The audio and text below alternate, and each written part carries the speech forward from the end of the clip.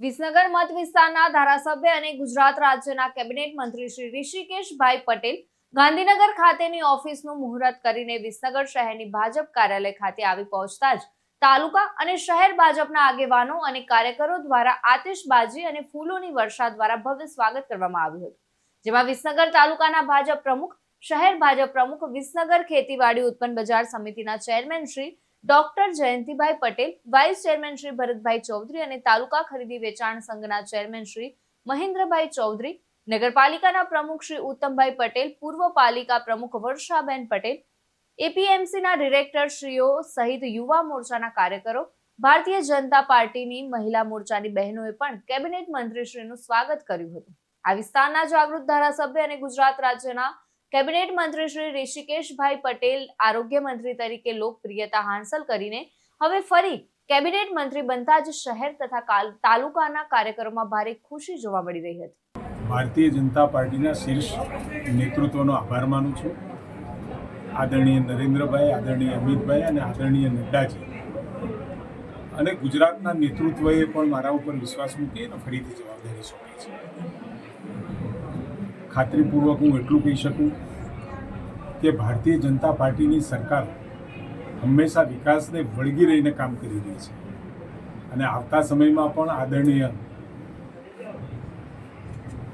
પટેલ સાહેબની, ભૂપેન્દ્ર પટેલ સાહેબની સરકાર આ જ દિશામાં આગળ વધશે.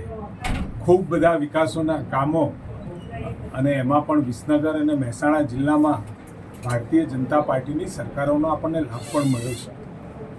વિસનગર એનું ઉદાહરણ છે. એટલે સ્વાભાવિક કે આખા ગુજરાતની અંદરથી જે અવાજ હતો, વિકાસનો અવાજ હતો, એ વિકાસના અવાજને હંમેશા એને અનુલક્ષી અને સરકારે પ્રજાના હિતોને અને દિલમાં સ્થાન પણ બનાવ્યું છે. સાથે ભારતીય જનતા પાર્ટીના કાર્યકર્તાઓ કે જેઓ હંમેશા કોઈ પણ કઠિન પરિસ્થિતિમાં, પૂર હોય કે કોવિડની પરિસ્થિતિ હોય, વાવાઝોડું હોય કે અતિવૃષ્ટિની પરિસ્થિતિ હોય, ત્યારે ભારતીય જનતા પાર્ટીનો કાર્યકર્તા પણ લોકોની વચ્ચે રહી અને કામકાજ કરતો જોવા મળ્યો છે.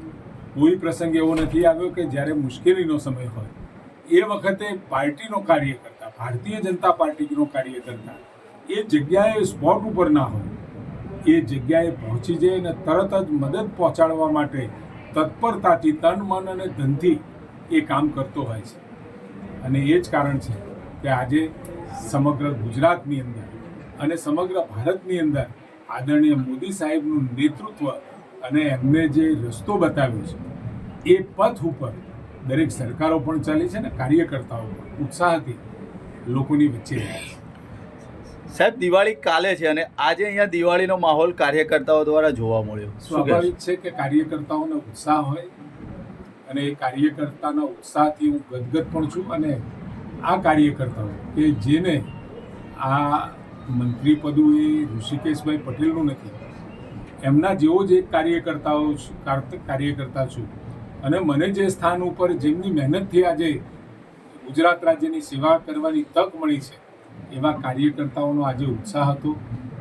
મને પણ ખબર નહોતી જ્યારે હું ગાંધીનગરથી આ દિવાળીનું વેકેશન છે અને દિવાળીના વેકેશનમાં આવ્યો એટલે અહીંયા ઓફિસે આવતાની સાથે જ ખબર પડી કે કાર્યકર્તાઓ બધા ભેગા થઈ ખૂબ આનંદથી મારું સ્વાગત કર્યું છે. અમારા વિસનગરના ધારાસભ્ય શ્રી ઋષિકેશભાઈ પટેલ સાહેબને કેબિનેટમાં સ્થાન મળ્યું. તેમાં અમારા વિસનગર તાલુકાના અમે સૌ કાર્યકર્તા મિત્રો ખૂબ જ આનંદની લાગણી અનુભવીએ છીએ અને સાથે સાથે દિલ્હી મોવડી મંડળ, ગુજરાત પ્રદેશ અધ્યક્ષ, મુખ્યમંત્રી શ્રી તમામનો કાર્યકર્તા વતી આભાર માનીએ છીએ અને ઋષિકેશભાઈ પટેલ સાહેબને ફરીથી કેબિનેટ મંત્રી બનાવ્યા. સાહેબના અગાઉના કાર્યકાળમાં જે કેબિનેટ મંત્રી હતા તેમાં સાહેબે જે સારું કામ કર્યું છે તેવું જ કામ નવા ખાતા મળ્યા છે, જેમાં સાહેબ ઉત્તરોત્તર પ્રગતિ કરતા રહે તેવી શુભકામનાઓ સાહેબને. જય હિન્દ, જય ભારત. આજે અમારા ધારાસભ્ય લોકલાડીલા અને ફરીથી એમના કેબિનેટમાં સ્થાન મળ્યું છે. પેટ્રોલ, ઉર્જા અને પંચાયતનું જે ખાતું મળ્યું છે એના માટે નાનામાં નાના કાર્યકરને એમને યાદ કર્યા છે એ બદલ આખું વિસનગર કાર્યકરો હર્કની લાગણી અનુભવે છે કે ફરીથી અમારા ધારાસભ્યને કેબિનેટનું સ્થાન મળ્યું છે ને ઉત્તરો એ પ્રગતિ કરતા રહીને અમારા વિસનગરનું ફરીથી દિશા બદલાય એ માટે અમારા હર હંમેશા અમારા આદર્શ અને અમારા લોકલાડીલા ધારાસભ્યને કેબિનેટ મંત્રી ઋષિકેશભાઈને આ સ્થાન મળ્યું એ બદલ અમે હર્કની લાગણી અનુભવી છે. અમે સર્વે કાર્યકર્તાઓ આજે ઉત્સાહભેર એમનું સ્વાગત કરવા અહીંયા પધાર્યા છે એટલે અમને બહુ હરખ થયો છે. પ્રકાશ સોની સાથે વસીમ મંસૂરી, ચક્રવાત ન્યૂઝ, વિસનગર.